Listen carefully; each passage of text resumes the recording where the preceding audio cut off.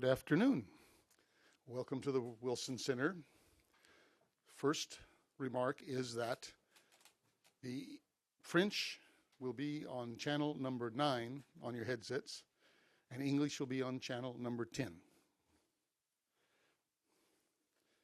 I'm Steve McDonald, Director of the Africa Program and the Project on Leadership and Building State Capacity here at the Wilson Center.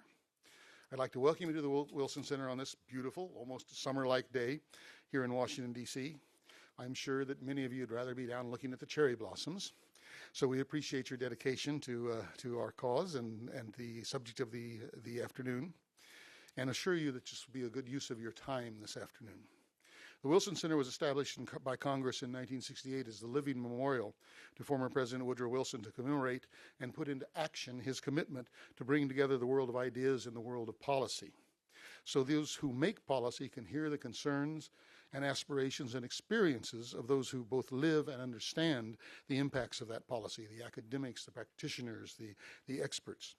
So this morning is a good example, another one of those events where we have come to listen to and exchange with His Excellency Djibrill Bassolé, the Minister of Foreign Affairs and Regional Cooperation for Burkina Faso.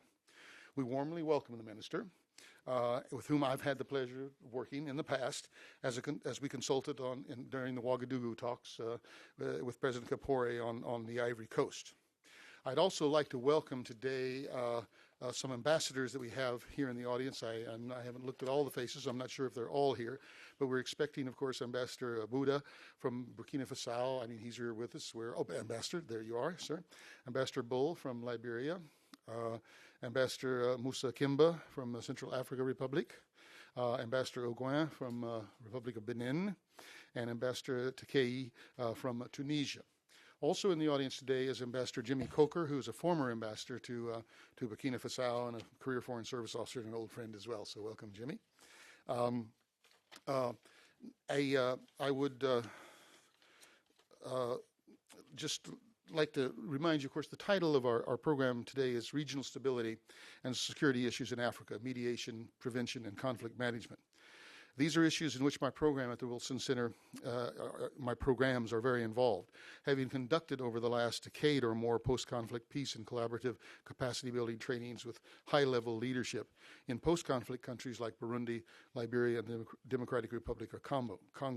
It is imperative that governments, United States included, understand how these conflicts have undermined African states and explore their structural and cyclical causes, and be aware of the various conflict prevention and resolution tools at their disposal, both Track 1 and Track 2.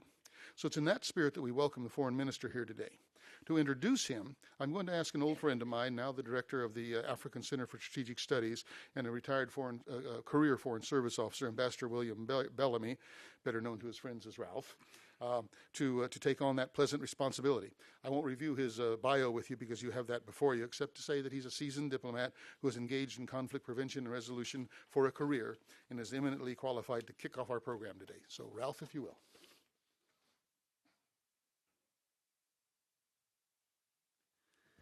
Thank you. Thank you very much, Steve. And I'd very much like to thank Steve McDonald and the Africa Program here at the Woodrow Wilson Center for agreeing so readily a few weeks ago to co-sponsor and to host this event on the occasion of the visit to Washington of Foreign Minister Bassolé. And thank you, Steve, for making these fine facilities available. And thanks to all of you for coming out today for what I know will be a very interesting and a very timely discussion with a very senior African diplomat and mediator.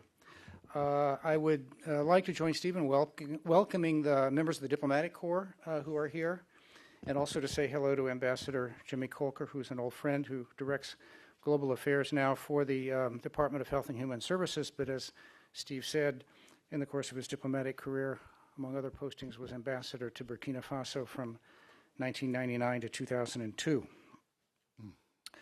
When Ambassador Buda of Burkina Faso suggested some weeks ago that it would be good to organize a public forum for Foreign Minister Bassolé, we at the Africa Center for Strategic Studies responded very positively to that idea.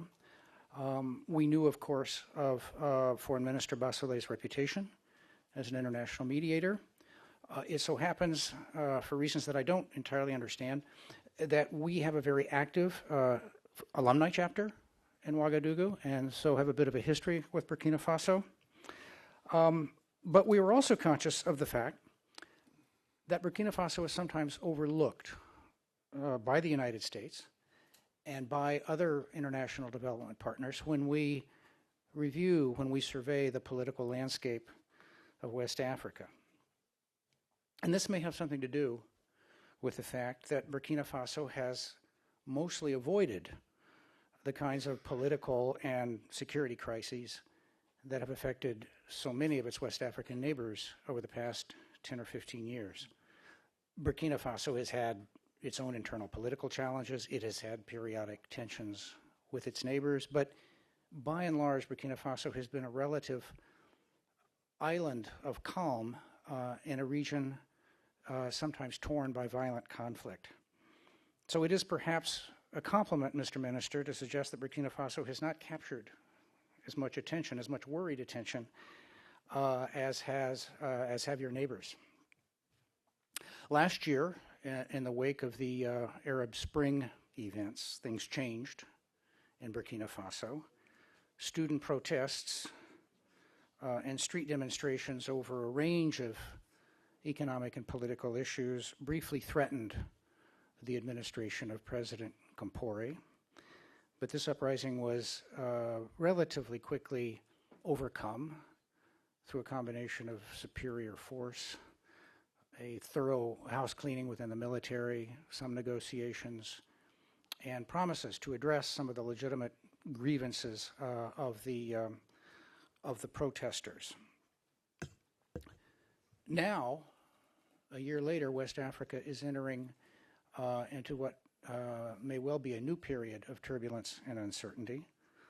And some of the indicators of that, familiar to all of you, I am sure, are tension and fear in Côte d'Ivoire, which stems from the continuing delays of reform of the security sector there, bitter political polarization and simmering ethnic tensions in Guinea, Guinea-Bissau's desperate struggle to avoid the grip of international narco-traffickers, and in Senegal, widespread and sometimes passionate opposition to President Wade's efforts to run for a third term as president. And even more worrisome is the emergence of a new and deadly and apparently well-organized insurgency in Nigeria, escalating criminal and terrorist activity across the length of the Sahel, and then finally a serious full-scale rebellion in Mali, which has resulted in a coup d'etat. So against this backdrop, Burkina Faso again appears almost as an island of relative calm, and we hope, of course, that equilibrium is maintained.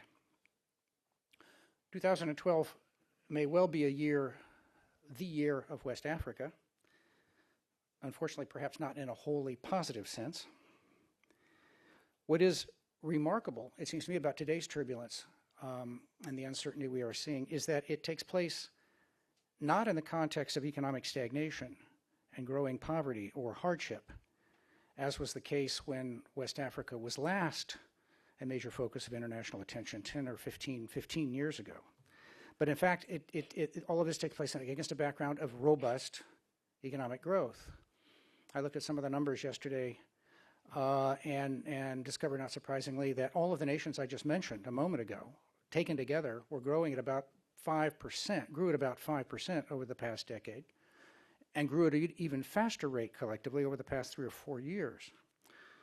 And that's consistent, actually, with strong economic growth, strong GDP growth across most of Africa. So we know that whatever is behind this spike in insurgency and rebellion and tension in West Africa, it's not macroeconomic decline. It's not a generalized deterioration of socioeconomic conditions. It's something else. And Foreign Minister Bassolé is perhaps uniquely positioned to tell us what that something else is. and how it might best be addressed, not only in West Africa, but across Africa. Prior to assuming his current post as foreign minister in April 2011, Minister Bassolé was the AU-UN joint mediator for Darfur, a position that he held from 2008 to 2011, and I know that he will share perhaps some of his experiences from those years with us this afternoon. As Minister of Security in Burkina Faso from 2000 to 2007, he played a number of roles, but perhaps most notably, he served as mediator between the government and armed opposition groups in Côte d'Ivoire, mediation that led to, among other things, the Ouagadougou Agreement signed in 2007. In the mid-1990s, Foreign Minister Bassolé was a member of the Mediation Committee on the Tuareg conflict in Niger. Interestingly, he began his career in public service not as a diplomat or as a mediator, but rather as a gendarme. And he rose progressively through the ranks of the gendarmerie in Burkina Faso to become chief of staff of the National Gendarmerie of Burkina Faso before he made the transition to ministerial and then later diplomatic responsibility. So he comes from not only a diplomatic but also a security background.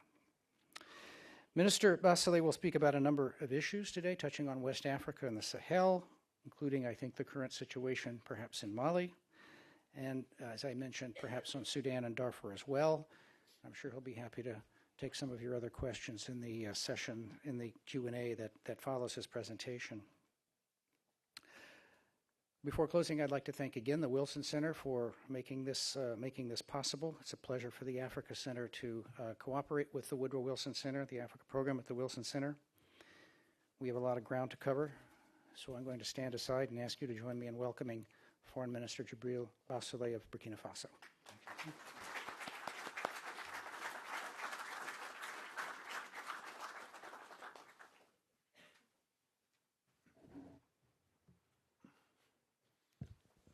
Merci beaucoup. Thank you very much. I would first of all like to thank very sincerely the organizers of today's event. In particular, I would like to thank Ambassador William Bellamy. I would also like to thank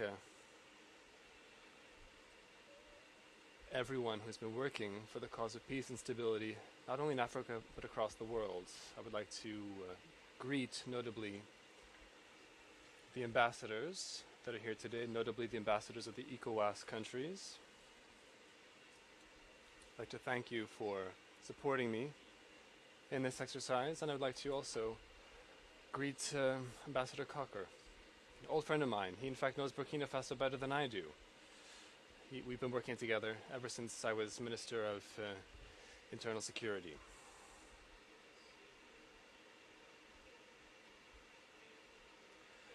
I'd like to begin, firstly, by identifying the major topic of discussion today, and then I hope to be able to spark a broader debate on current issues, on current events, notably events that are currently unfolding in the Sahel-Sahara region, particularly in Mali and in Bamako.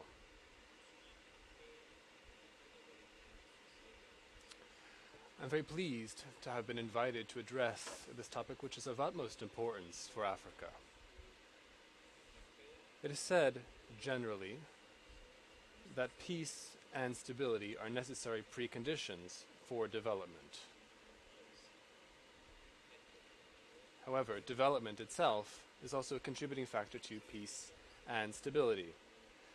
It is with that reality in mind that Burkina Faso, a landlocked country, which shares borders with 6 West African countries, decided to promote good neighborly relations, peace, and stability through dialogue, and this in order to create an enabling environment for sustainable development and regional economic integration.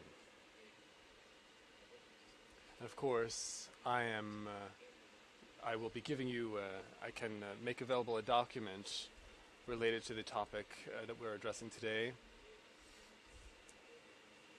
I can hand that out to you, and I would like to spend most of the time that I have available to me to discuss current events, notably in Mali, the conflict between Mali and the Tuareg rebels, as well as the recent coup d'etat, which are threats to security in the entire region.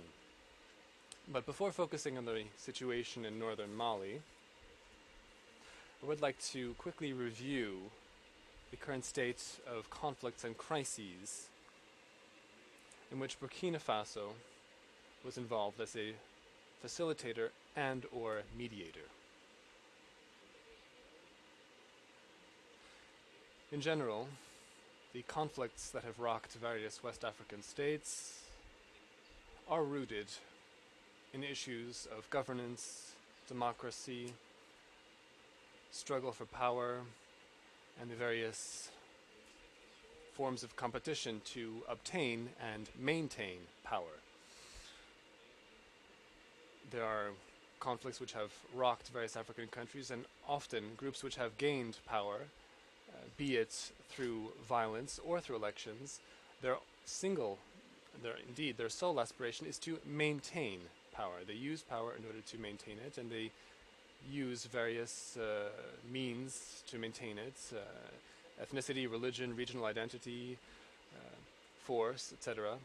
And that means that others have no way of being part of the political process, of obtaining any political power, meaning that their only option is to use force. And that is what has contributed to so many of the conflicts that we have seen in recent times. There are also other causes, cyclical causes for these conflicts. For example, the various illegal trafficking, drug trafficking, arms trafficking of former combatants.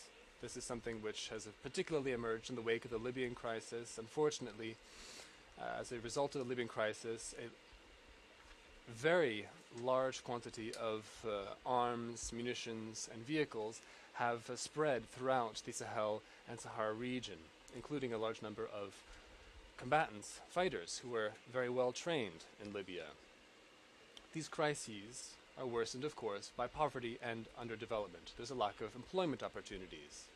And today, large numbers of young people would rather sell their skills to rebellions and armed groups rather than devoting their energy to productive work. Because unfortunately, for some of these individuals, they have been part of armed struggles since the age of 8. So people who only know how to be part of an armed struggle. They know nothing else. And there are lots of these people in our sub-region. And they switch allegiances from one conflict to another. Soldiers who were fighting in the Liberia conflict are now were on the front lines in Côte d'Ivoire, and perhaps they may end up, who knows, in the future fighting for Boko Haram or for other groups. Burkina Faso has worked tirelessly to try to resolve many of these crises. And as I mentioned in my introduction, Burkina Faso has tried to assist neighboring countries undergoing crises. Doing so is in our own interest. It is in Burkina Faso's interest. For those of you who know Burkina Faso as a country, our geography, namely the fact that we are a landlocked country, and the fact that we share borders with many other countries, we depend on them for our supply routes. That geography means that instability in our neighbors has a direct impact on our country. And that is why, for several months now, President Compaoré has worked ceaselessly to try to resolve conflicts in neighboring countries. For example, in Togo, President Compaoré worked to ensure a political agreement in Togo allowing for elections to be held in that country. So it was in 1993. At the time, I was a captain of the gendarmerie. I was involved in those talks in Togo. That was my first involvement in mediation and conflict resolution. I was, in fact, a member of the international monitoring a committee set up as part of the Ouagadougou agreements. Many countries were involved in that, in those agreements, the Ouagadougou agreements. The United States notably was involved. Those agreements were designed to allow peaceful presidential elections in Togo. Following that, after Togo, and this perhaps came as recognition of the efforts that I undertook in Togo, the president of Burkina Faso decided to appoint me as Burkina Faso's representative to the mediation committee trying to resolve the Tuareg conflict. So I led those mediation efforts alongside Algeria and France. That mediation effort led to an overall political agreement. That agreement was signed on April 4th, 1995. It was signed between the government and the Tuareg rebellion, the government of Niger and the Tuareg rebel. At the time it was called the Coordination of Armed Resistance. It was led by Mr. Mano Dayak, who's someone, of course, that we've all heard of. A few years later, when President Ayadema passed away, further instability rocked our neighboring country, Togo. I was sent to Togo with the agreement of all political forces in Togo in order to represent Burkina Faso in the inter-Togolese dialogue. That was a dialogue that had been set up between the Togolese government, the political parties, and civil society. That dialogue led to the signing of an overall agreement signed on August 20th, 2006. And it was thanks to that overall political agreement that legislative elections were held in Togo.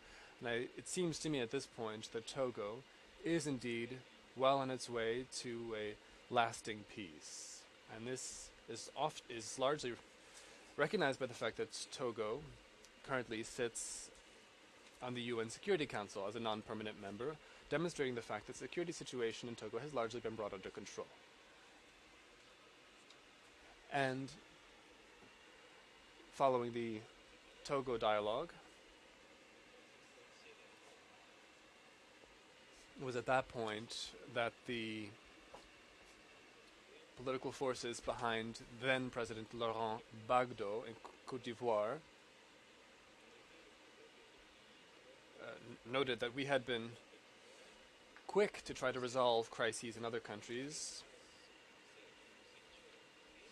whereas in Côte d'Ivoire, he felt that we were indifferent to the situation in Côte d'Ivoire, despite the fact that Côte d'Ivoire is a neighboring country, and of course affairs in Côte d'Ivoire are of great importance to Burkina Faso. So we were invited to Côte d'Ivoire to be part of a direct dialogue, inter-Ivorian direct dialogue. That direct dialogue led to the Ouagadougou Agreement on March 4th, 2007. That political agreement, that Ouagadougou political agreement, brought peace back to the country, allowed for reunification of Côte d'Ivoire. It led to a census and the setting up of a credible voter roll system,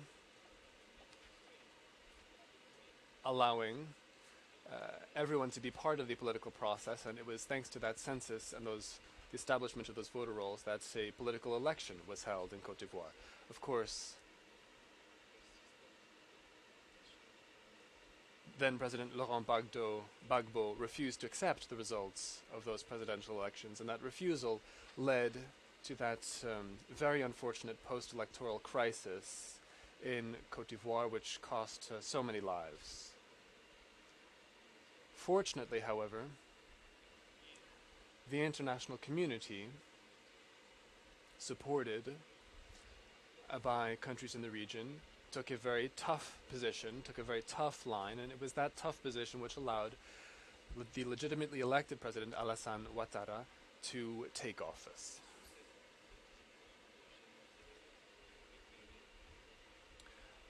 I think it was following that Ivorian direct dialogue that the UN noticed my efforts, the Security Council notably.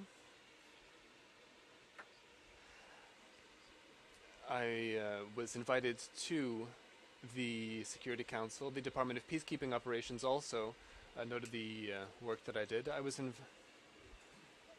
appointed a joint mediator for the crisis in Darfur, both by the UN and by the African Union. Both of these institutions felt, and I think that they were not mistaken, felt that it would be better to nominate one single mediator. That one single mediator working with both institutions would be more effective. So following my involvement in the situation in Côte d'Ivoire, Burkina Faso was involved through my appointment as joint mediator.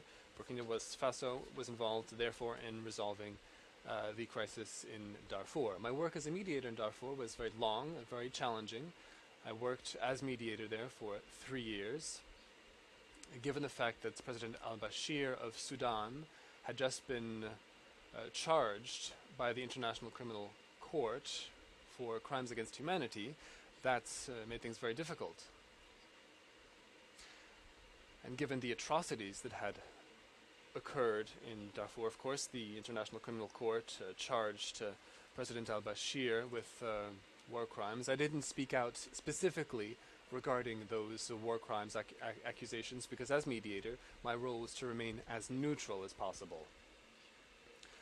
If I had challenged the International Criminal Court's charging of President al-Bashir, that would have seriously damaged and undermined my own neutrality, which would have been certainly very unfortunate in those mediation efforts.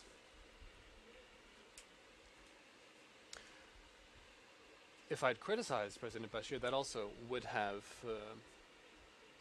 made me a lightning rod for criticism from President al-Bashir. So I maintained a strictly neutral position. I was very strongly supported by the international community, by the Security Council, and by the African Union. Even though occasionally we did have differences with regard to the some individual issues, but I did have very strong support from the international community as a whole in my efforts as joint mediator, and I would like to take this opportunity once again to thank them for that unstinting support, and it was that support which helped me achieve the Doha document for peace. That Doha document is the only basis for peace in the region. Unfortunately, not all armed groups signed on to it because they didn't see the advantages of being involved in the peace process. I remained available for work in Darfur, notably through the International Monitoring Committee. That committee was set up following the agreement. I also remained available on a bilateral basis in working on a bilateral basis between Burkina Faso and Sudan. One further crisis that was resolved by Burkina Faso was the crisis in Guinea, following the death of the president and the coup d'etat, which followed the president's death. Of course, you all observed the difficulties that Guinea was facing. In cooperation with President Compaoré, there was the Ouagadougou Declaration, and thanks to that declaration, the first and second rounds of the presidential election were held in Guinea. Even though we feel that the political transition in Guinea hasn't yet been completed, clearly Guinea is on its way to peace and democracy. Having given you that broad overview of the various crises in the region, the various crises in which Burkina Faso has been involved as a mediator, I'd like to say a few words now about the current situation in Mali. When I came here to Washington for this conference, it's like the things that I prepared, my prepared remarks have become to a certain degree irrelevant because of sudden events in Mali. I wanted to talk to you originally about the events in northern Mali, but it was while I was here already in Washington that I learned that a young army captain staged a revolt. Myself, when I was an army captain, I was much more disciplined. I wasn't insubordinate to that degree. So it was while I was already here in Washington that I learned that a young army captain decided to try to overthrow the Malian president, ATT. That, of course, made things even more complicated in Mali. The situation in Mali was already very difficult because the Malian president was reaching the end of his mandate. Then there was the rebellion which broke out in northern Mali. It's a rebellion which had already occurred in the past. But the fact that these rebels chose the end of Amadou Toumani Touré's mandate to launch this attack demonstrates very clearly that these rebels weren't particularly concerned with institutional stability and the democratic process in Mali. A further factor complicating events in Mali is that this time it wasn't just Tuareg rebels. Tuareg rebels claiming political positions or expressing aspirations for greater socioeconomic development in the Tuareg region. What sets this crisis apart is the fact that this time the Tuareg rebels want independence. They want independence for what they call the Azawad, northern Mali. Azawad corresponds to a historical region, but modern states, the modern political borders which were drawn in the 1960s, the borders that were drawn at that time reflected the political reality of that time and not the longer historical reality. Furthermore, it seems that a part or certain members of this rebel group work in cooperation with AQIM, Al-Qaeda in the Islamic Maghreb. Therefore, this is no longer a traditional rebellion because you have Islamic fundamentalism which is completely destabilizing the entire sub-region. This group has called itself Al-Qaeda in the Islamic Maghreb, but in Nigeria, for example, it's called the Boko Haram. And everyone is aware what they wish to achieve. Boko Haram and AQIM want us to turn into Islamic states. They want us to apply the Sharia Islamic law.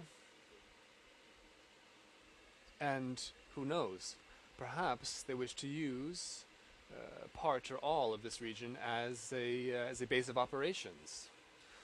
There have been a number of kidnappings for ransom, a number of kidnappings of Western citizens in the region, notably tourists, investors, NGO workers. These terrorist groups have carried out those kidnappings. And those kidnappings, of course, targeted Westerners. But even though they targeted Westerners, they had catastrophic effects on our economy, notably on the tourism and on mining sectors. The combined impact of those terrorist attacks with this armed rebellion certainly makes the overall situation far more complex and challenging. Furthermore, added to that is the fact that drug traffickers are using the Sahara region as a new transit route for drugs which come from the drug cartels in Latin America. They export their drugs to the West African coast. They move them through the Sahara region, moving up towards northern Africa and perhaps to Europe as well. These groups of drug traffickers very probably, in fact, provide the funding and livelihood for these rebels and give them the resources and the means necessary to control portions of stretches of territory in this West African region. But this also feeds into other types of trafficking, arms trafficking, for example, trafficking in arms, munitions, and even in other goods such as cigarettes. That, therefore, is the overall and very specific situation which we were facing when this coup d'etat happened. Young members of the army who, according to them, were dissatisfied with the way in which President Amadou Toumani Touré was managing the Tuareg crisis. They decided to bring an end to his administration. So what you have there are two overlapping problems. Firstly, you have the situation which I just described in northern Mali, and secondly, you have the situation in Bamako. The situation in the capital, namely disorder. A rejection of the country's democratic institutions. The heads of state of the Economic Community of West African States, ECOWAS, will be meeting on Tuesday to try to find a resolution to this crisis. And if there are ideas amongst those present here today, we could discuss those ideas. I would be very happy to listen to any ideas and we can talk about them. I would be very pleased to be the spokesperson of this conference to the ECOWAS Head of State Summit, which will be taking place next week.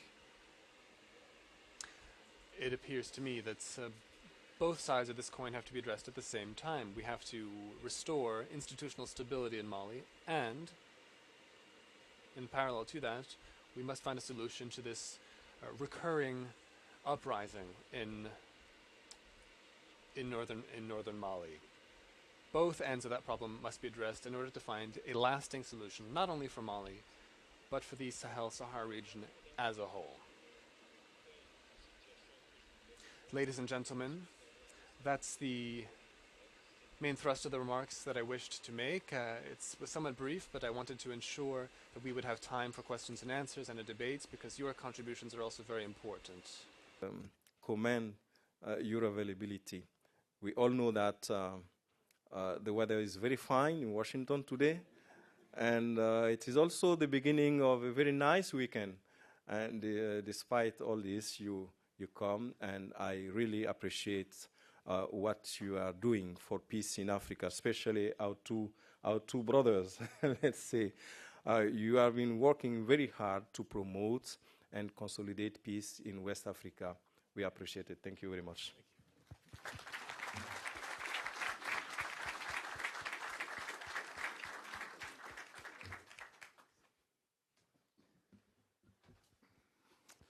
Thank you very much, Minister Bassolé. Very good opening remarks. Before we start the question and answer series, I know that we've had several members of the Ambassadorial Corps join us today after I did my opening recognition of people. But I did want to just point out two other members of the audience who came in a bit later I didn't notice. One, first of all, is former Foreign Minister of Liberia, Obandi King Akerle. Very welcome, former minister. And then, because it's applicable, because we were talking about Darfur a little bit, former United Kingdom ambassador to Sudan and Tunisia and who knows where else, but also special envoy to the Darfur, Ambassador Alan Gulti. So welcome to you.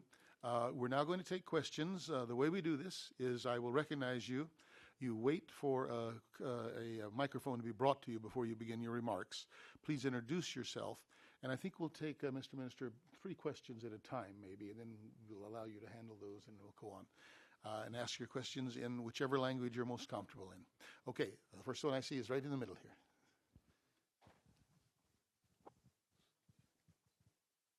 Monsieur le Ministre, bonsoir.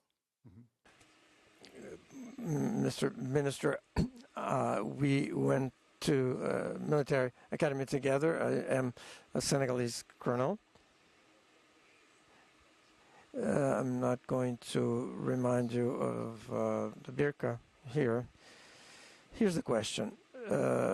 Since apparently the mutineers in Mali complain about the fact that they didn't have enough weapons to fight the rebels in northern Mali, perhaps I think we could suggest to the ECOWAS summit to convince this group of officers that soon enough there will be elections in the country, and if the elections in Mali, the questioner made a mistake between Mali and Burkina Faso.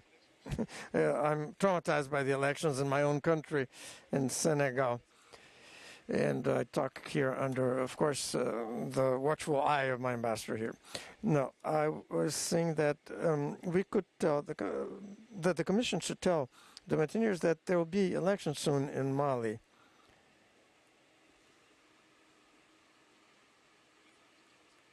And since President Amadou Toumani Touré will not run again after 2 terms in office, the complaints against the president are, sort of solved.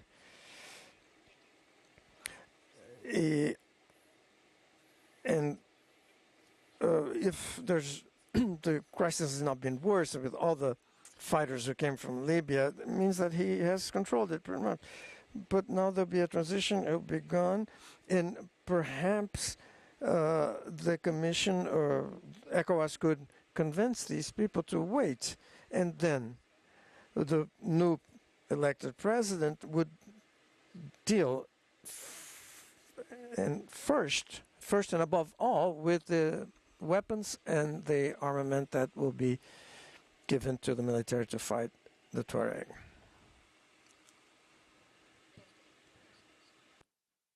And welcome to the United States.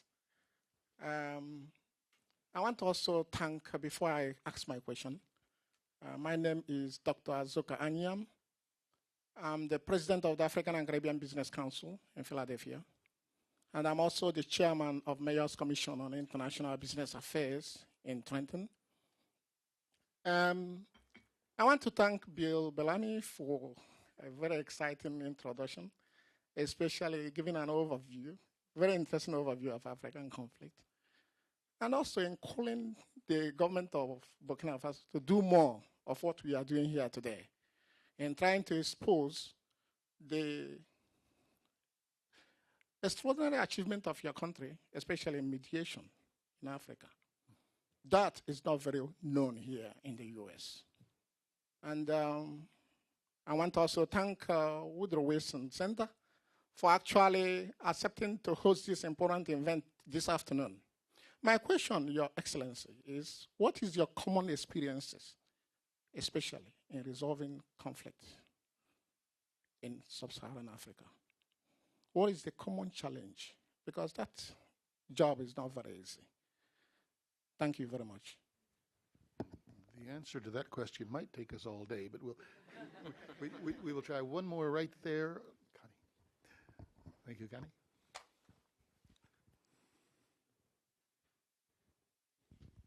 Hi, Connie Freeman. I'm currently with Syracuse University, but I've spent about 40 years working on Africa. I was delighted to hear your remarks, Mr. Minister, and I think it really put things into perspective. I noted that you started out by pointing out that growth rates are up all over West Africa, and so that decreasing growth or poverty could not be identified as the primary reason for an increase in conflict.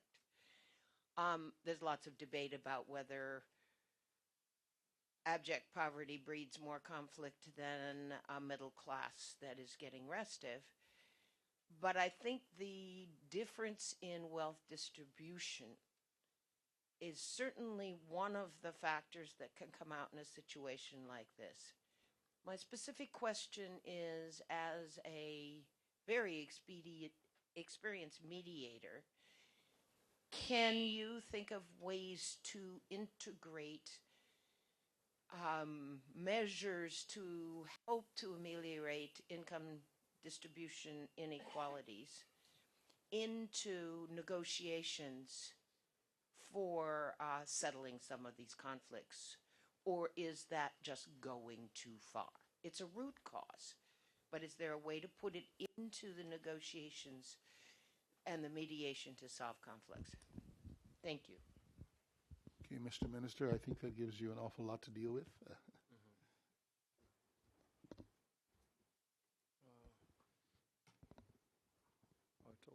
should I go there? No. Okay, it's okay. Merci. Thank you. I'll start, if you allow me, with the last question. Madam, you're right. You have emphasized an important factor or cause of these conflicts. I agree with you. We cannot say that poverty itself and by itself is the root cause of conflict, because it is possible to be poor and dignified and to work honestly to make a living and therefore contribute to the development of the country. What creates problems really is injustice. Injustice when it comes to sharing the benefits of the economy. And that could cause the population to rebel, to revolt, because the population feels excluded from that equation and with no possibility to improving their living situation, their employment situation too. Therefore, it's important that African countries work harder in terms of economic justice and also on the issue of equal opportunity for all to get a job. It's important that we also make the national wealth pie grow, if you will, because we need to have that wealth first to share it, because if the country doesn't have enough wealth, it has nothing to share among its population. So all that is important. And when it comes to mediation processes, all the ones that I've been part of always include this process of fairness, fairness in terms of sharing power and sharing wealth. Maybe the modalities will be different from one agreement to another, but good mediation, one that seeks to deal with the root causes of this problem, must include all these important aspects. Edward Beng, our companion in the military, I have very good memories of our time spent together. And you're a military, therefore you know very well the way of thinking of military, unless you're no longer military. Well, you're just in the armed forces, right? Yeah? You're very disciplined, very good. Well, our young brothers in Mali took up weapons, have toppled their president because they claim they didn't give him enough assets to fight a war. However, what I would like for all us to tell them is that it's not by organizing a coup d'etat that the army will be stronger, that the army will be more operational. It's the opposite. The coup d'etat will actually divide the ranks of the army, to weaken the army, and to reduce the credibility and the operational capacity of the army. And how could the army, after this coup d'etat, be up to facing a rebellion as important as the one that takes place now in northern Mali? This is the message that we, in a very brotherly spirit, should communicate to them, but communicate to them very accurately that coup d'etat will not solve the problems. We could understand their anger, perhaps, given the situation within the conflict in the north itself, where some of their brother in arms have been humiliated by their defeats, but coup d'etat is not a solution. That's why I think, honestly, that we need to find a solution to the situation there. And as I said during the conference, the claims of the mutineers could be attended to through a package that would negotiate. I think that the heads of state of ECOWAS will open a dialogue, and they will take the time to listen to every and each of the parties. But what I really, really wish for the most is that these young military will confer upon Mali its grandeur, to return to Mali to all that we have admired for some time now in terms of democracy, peaceful transition of power, and stability. This is what we want to do, is to bring back to Mali its solidity of their institutions, their stability, and therefore try to, after that, really try to solve the difficult situation in northern Mali. I think that's the message that all of us, international community, regional organizations, neighborly countries, must convey to the mutineers. Because if their intention is ultimately to give Mali a strong armed forces, first of all, Mali needs to have stable and republican institutions. Therefore, we'll work all together to reach this goal. Now,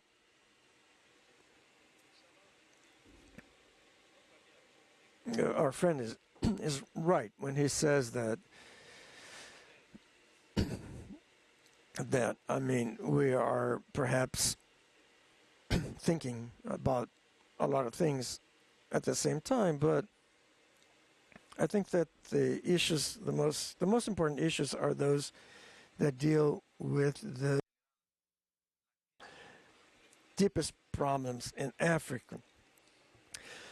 Equal opportunity, the equal access of all to power, political power, to the wealth of all those countries and each of those countries.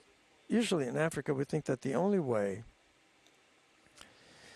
to make money, to improve one's living conditions, the only way to do that is by obtaining political power.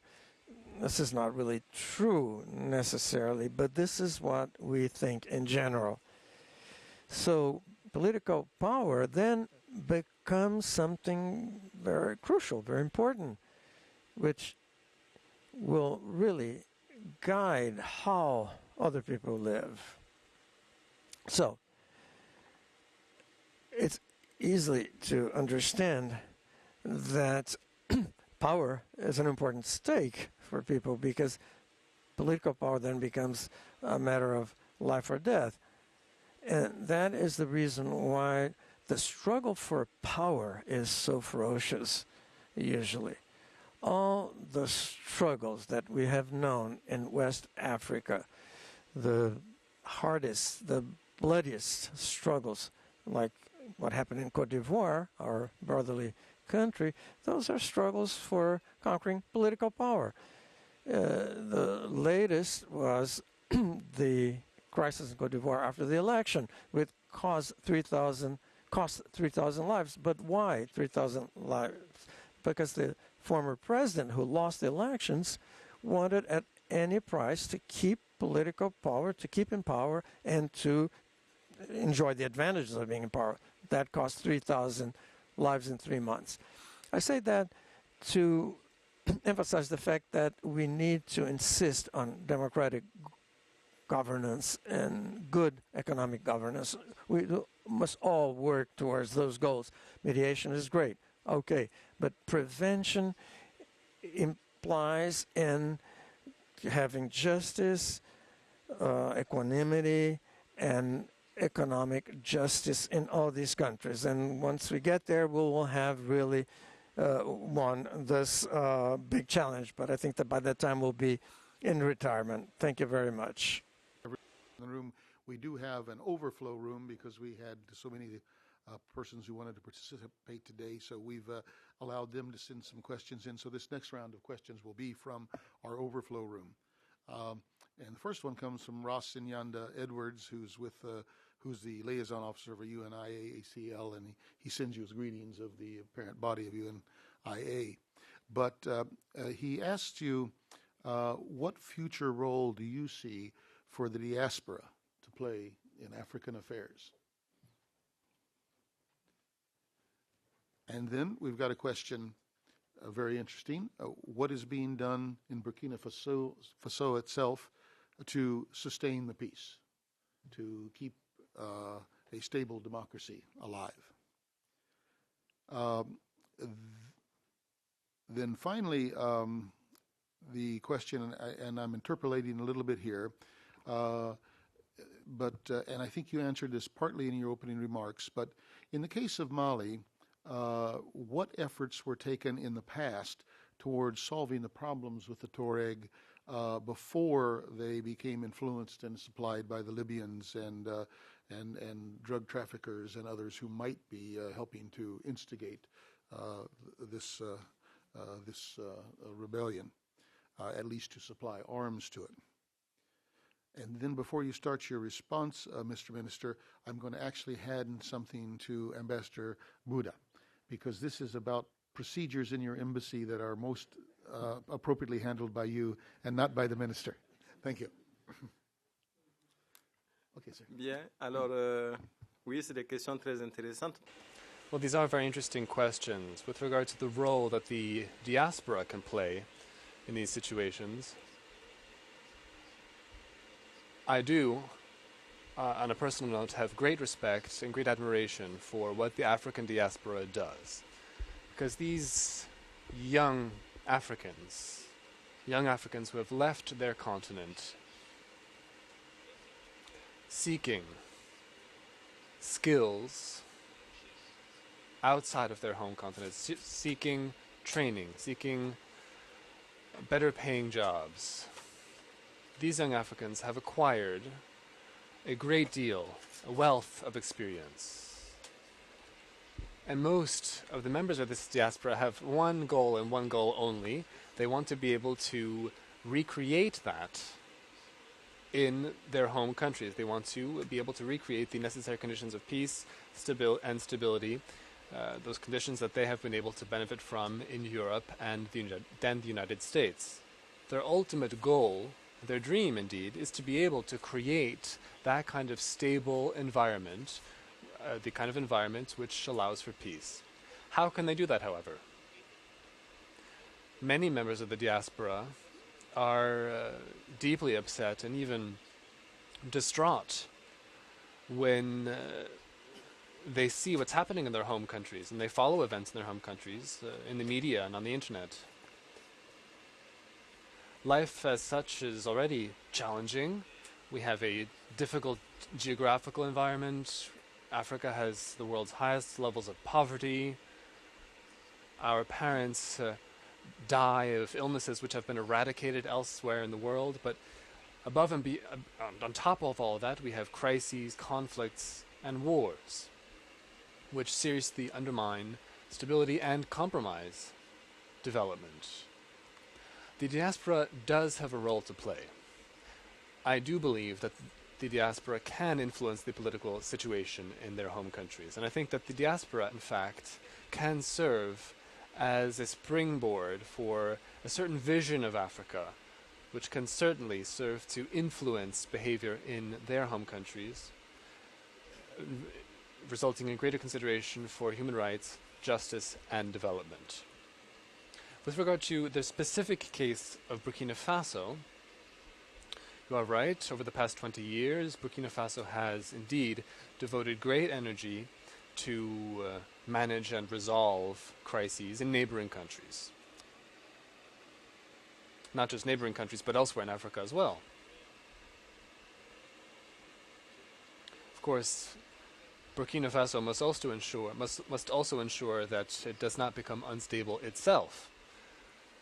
We are well aware of that. The stability of Burkina Faso has a positive impact on neighboring countries because of Burkina Faso's centrally located position geographically and in terms of our population, since we are the second most populous country in that immediate region. So we do have an influence on what's happening in surrounding countries such as Cote d'Ivoire and Mali. Therefore, Burkina Faso must remain stable. Therefore, given the events which occurred in Burkina Faso last year, our government, under the leadership of our president, decided to promote dialogue. And the decision was made to avoid anything which would not be supported by the broadest possible basis amongst the people of Burkina Faso. That is why a commission was set up to think about the future of our country. We're all well aware of what's at stake. Burkina Faso will do its utmost, will use everything at its disposal in order to promote peace and stability, and in order to ensure a peaceful and democratic transition in Burkina Faso. I would like to turn now to the situation in Mali. The person who asked that question, I think, is right. Perhaps we did not devote sufficient efforts to implementing the peace agreements that had been signed in the past. In Mali, as you'll recall, there was a national reconciliation agreement which was signed under the aegis of Algeria. That agreement was adopted 20 years ago. And then in 2006, more recently, a second set of agreements was signed in Algiers between the Malian government and the Tuareg rebels, the armed Tuareg rebels. It is possible that those agreements were not sufficiently implemented. I should also say, however, that northern Mali is an extraordinarily challenging region. I don't wish to play devil's advocate here, but what I'm trying to do is to understand what the challenges are in implementing this kind of agreement. An agreement is a set of good intentions, of course, but what you have to do is implement those provisions. In order to do so, you need resources. You need logistical and financial resources on a very large scale. It is possible that countries in those regions lack those resources. And that perhaps explains why, a few years down the road, young Tuaregs again feel neglected and frustrated. Be that as it may, war is never the solution. Waging war against the government of Mali, waging war against your own country's government, will do nothing but weaken yourself. By waging war against the government of Mali, they're weakening themselves, and the same thing applies to the coup d'etat. When a country decides to enter into war, the share of military spending in the total budget means that a country is no longer able to meet its obligations in terms of social development and social spending. I'm sure you're aware of the state of our national budgets. A significant share of our budget comes from official development assistance.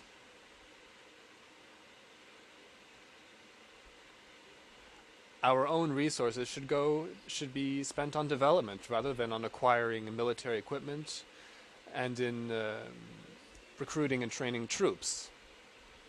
So when a rebel movement sets off an armed conflict against one of our governments, it's the national budget which suffers because the greater funds have to go to military spending.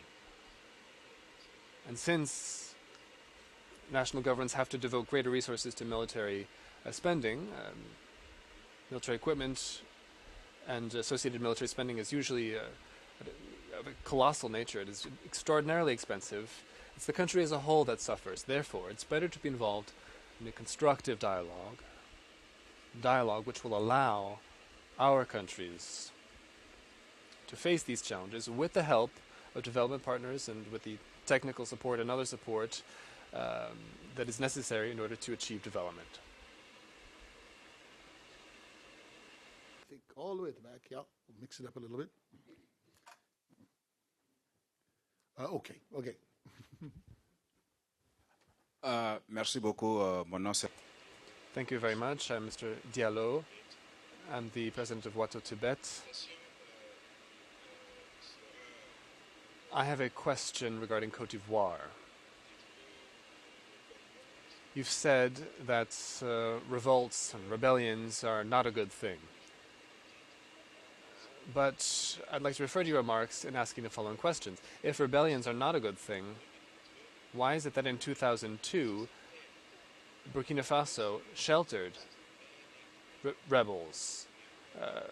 Burkina Faso gave shelter to rebels and assisted them. Ivorian rebels, whereas you were pretending to serve as a mediator in the crisis in Côte d'Ivoire. So I would like to get a straight answer rather than a political answer to that question. Thank you.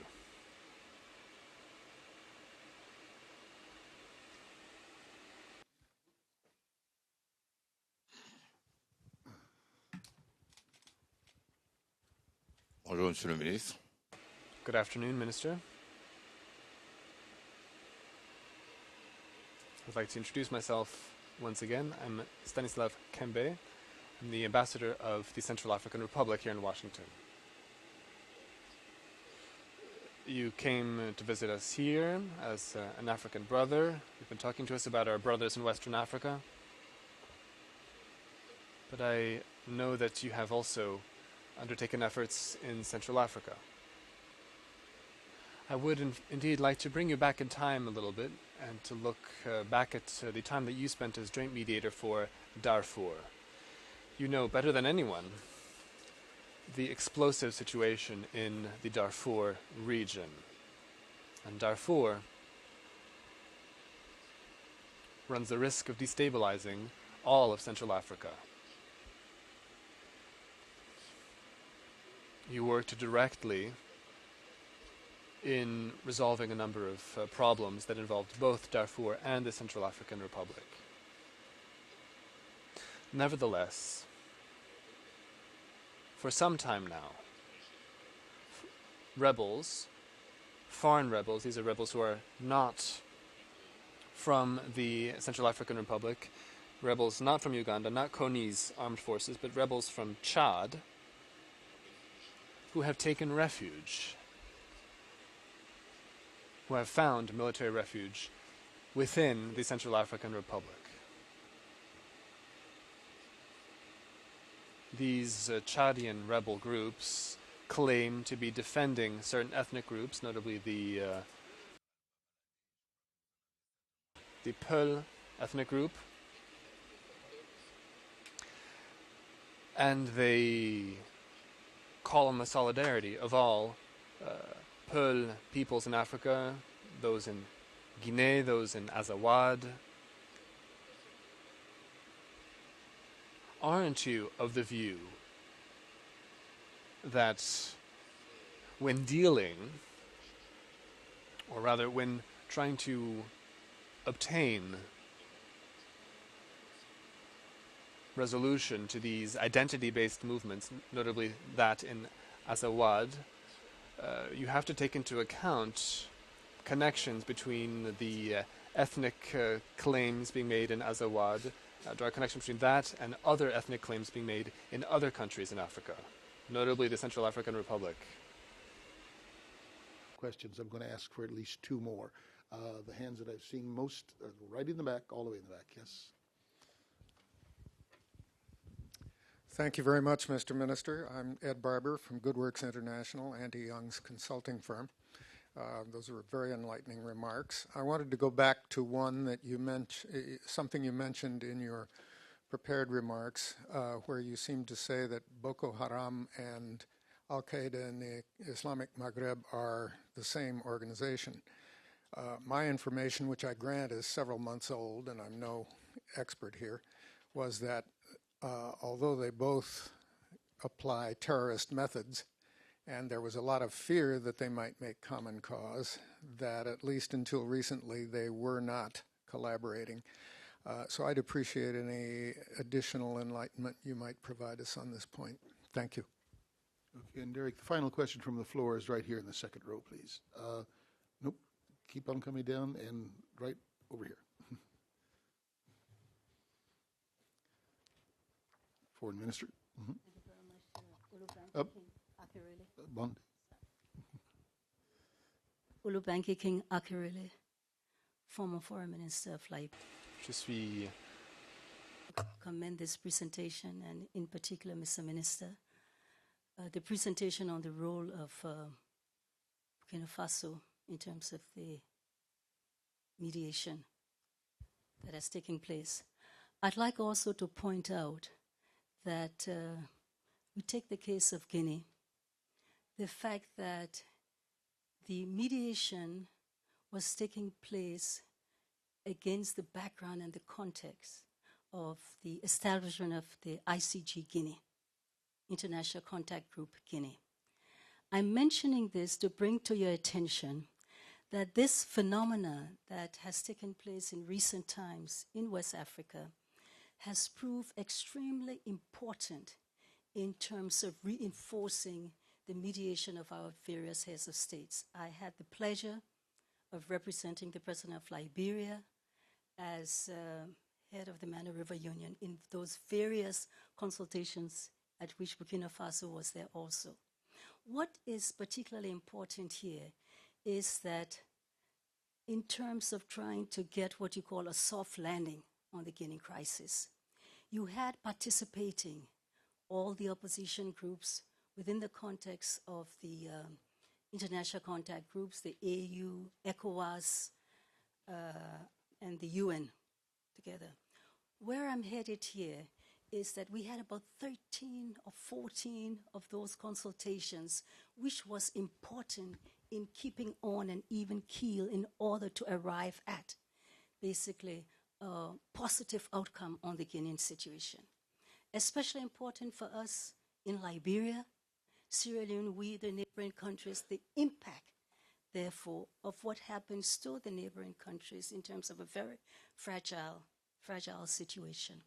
So I want to move from that point here to what we have coming up in the situation in Mali, the meeting that will be taking place among the ECOWAS heads of states in a short time.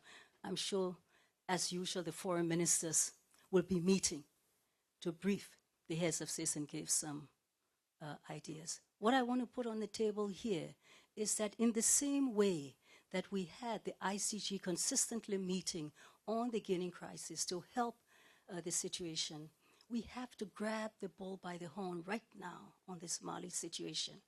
You have mentioned the reality of the complexity of the drugs, the fact that we have terrorism coming to West Africa, which is very real.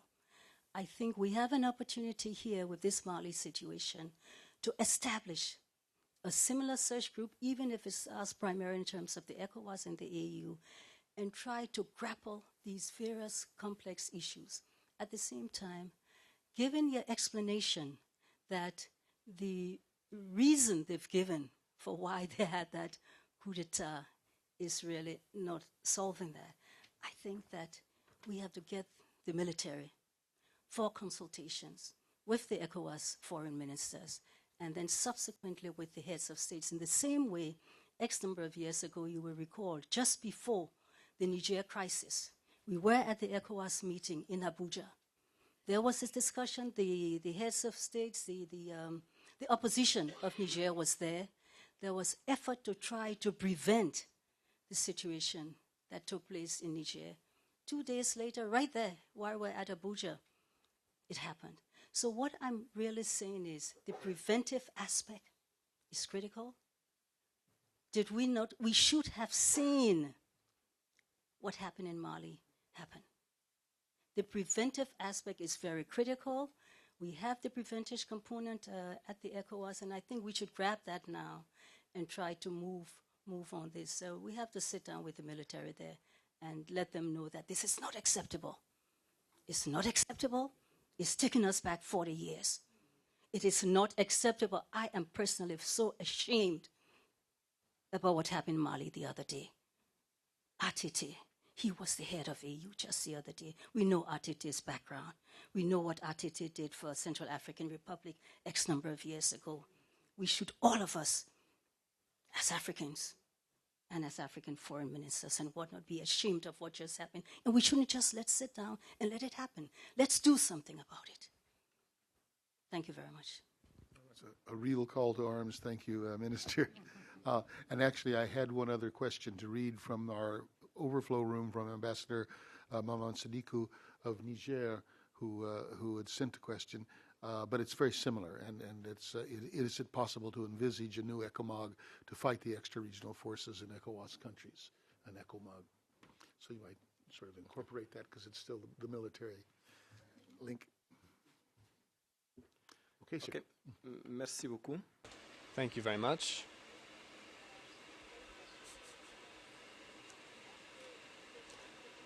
I would like to begin with the question asked firstly by my brother from Côte d'Ivoire. I suppose that he's from Côte d'Ivoire. I'll try to give you a straight answer without delving too much into politics. What you have said is exactly what Laurent Gbagbo himself told me once.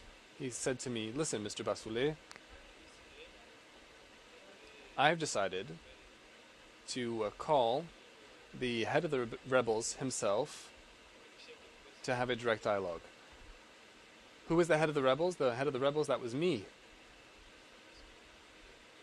And I'm saying that because what you're saying is in fact not very new.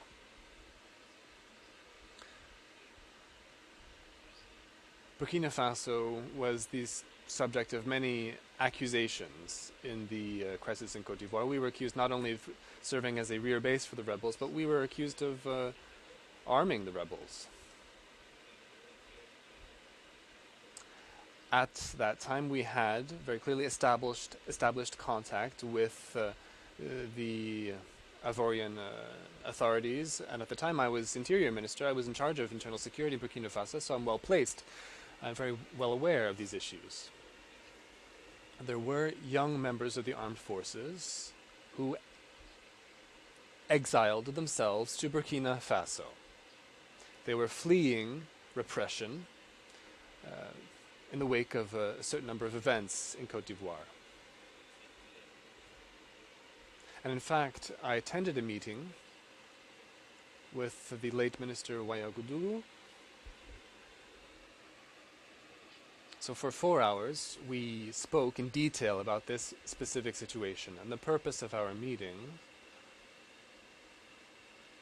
was to find a solution. I don't wish to speak about the late minister because he's no longer with us, and I would like to be able to say this. I would have liked to say this in front of him so that he could react, but I unfortunately cannot do so. I don't wish to delve into the details, but I would like to say that the point of that meeting specifically was to find a solution for these young people, these young members of the armed forces of Côte d'Ivoire, who had exiled themselves in Burkina Faso, just as many others from other countries fled their countries and exiled themselves in other countries, notably in Côte d'Ivoire. This is an African tradition. If you're suffering persecution in your home country, you can take refuge in a neighboring country, hoping that through dialogue, through cooperation and mediation, a solution can be found. What I would like to remind you of is the fact that the crisis in Côte d'Ivoire sprang from a problem within Côte d'Ivoire, which was namely the fact that some people were excluded. They felt that they were neglected or excluded because of their ethnic identity, because of the type of last name they had. And a crisis of that nature in Côte d'Ivoire, of course, had an impact on neighboring countries, including Burkina Faso, because there has always been, indeed, for time immemorial, people from Burkina Faso have been emigrating to Côte d'Ivoire. There's a large community of Burkinabe in Côte d'Ivoire, and Côte d'Ivoire, indeed, encouraged that immigration to a certain extent in order to be able to fully take advantage of Côte d'Ivoire's agricultural potential. So that explains this population movement, and that created this situation in which there's never really been a border between Côte d'Ivoire and Burkina Faso, because when the Upper Volta was abolished, the upper part of Upper Volta was there was Upper and Lower Volta up until Kupela, in fact. I'm not sure if you are familiar with all of this, but that whole region, in fact, was the lower part of Burkina Faso was part of Côte d'Ivoire. So really, the two countries share the same geographical reality, the same peoples as well. The two countries are inextricably linked, and problems in one country immediately spill over into the other. There are lots of young people, lots of young Burkinabe who are in Côte d'Ivoire, and vice versa. And the fact that there were young members of the Côte d'Ivoire armed forces who fled to Burkina Faso, that's not a problem. The problem, the underlying problem, is something that we have been able to address, because now people living in Côte d'Ivoire, be they from the south or the northern parts, southern or northern parts of the country, they now all feel that they belong to Côte d'Ivoire. That's what's important. They need to ensure that they all have equal opportunity, they can all be part of a democratic process, and they all have the ability to have political influence. So that's the overarching goal that we were able to achieve. It was difficult to achieve that. It took a lot of energy, it took a lot of effort. And unfortunately, many human lives were lost in that crisis. And I hope that we all draw the necessary lessons from that very painful chapter of history. And I hope that in the future, within our countries and between our countries, we can achieve definitive and lasting peace. And it is also my fervent wish that we achieve full economic and social integration between all of the countries of the region.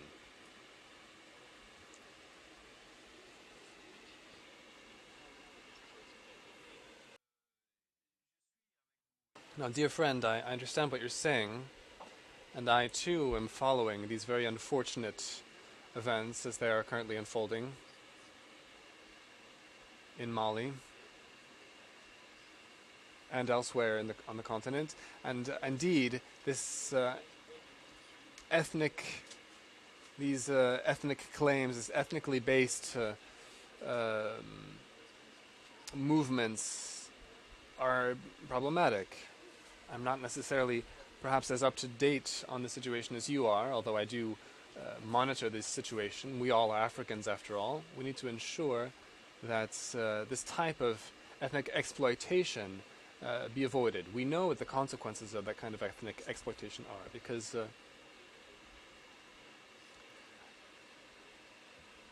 there could be unintended side effects, because we know how this generally happens. Because as soon as there's that type of problem, that can lead to ethnic clashes and instability within various countries. So we will do everything that we can in order to ensure that these groups remain level-headed, and that this self-proclaimed general will calm down.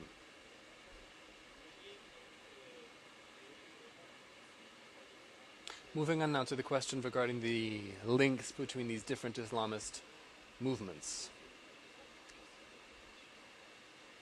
I cannot at this time give you any specific information on those connections, but it seems to me at this time that Boko Haram itself claims to have links to Al-Qaeda in the Islamic Maghreb. That's public knowledge. Not only does Boko Haram claim those links, claim those connections, but it's the very first terrorist attack carried out by Boko Haram against the UN headquarters in Abuja clearly demonstrates that Boko Haram has adopted the methods of Al-Qaeda. The members of this Islamic fundamentalist movement, Al-Qaeda and Boko Haram, have the same techniques, they have the same methods. There's some very obvious links there.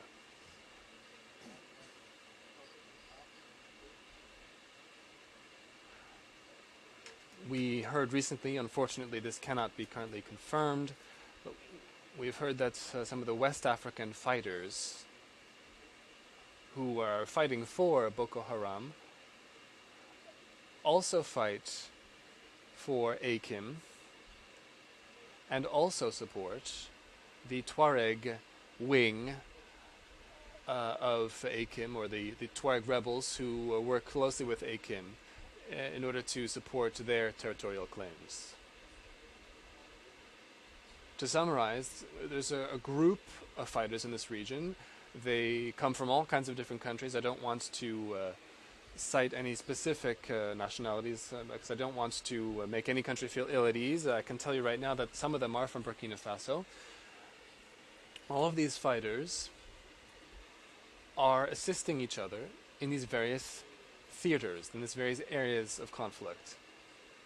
I would certainly hope that what you have said is true. I would prefer that there would be no connection between Boko Haram and Al-Qaeda and Islamic Maghreb. That would make things easier for us.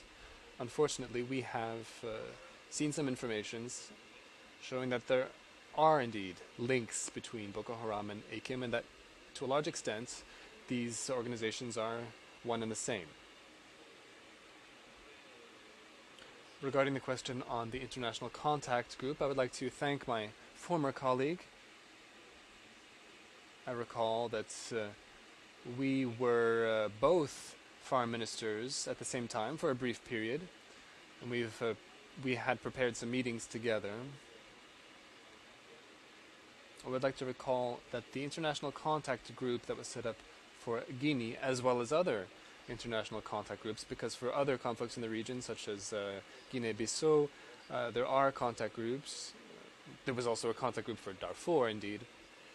I think that these contact groups are the mechanism by which the international community and the technical and financial partners can assist countries in crisis, to help them, aid them in seeking resolution to these conflicts, as well as managing the post-conflict situation.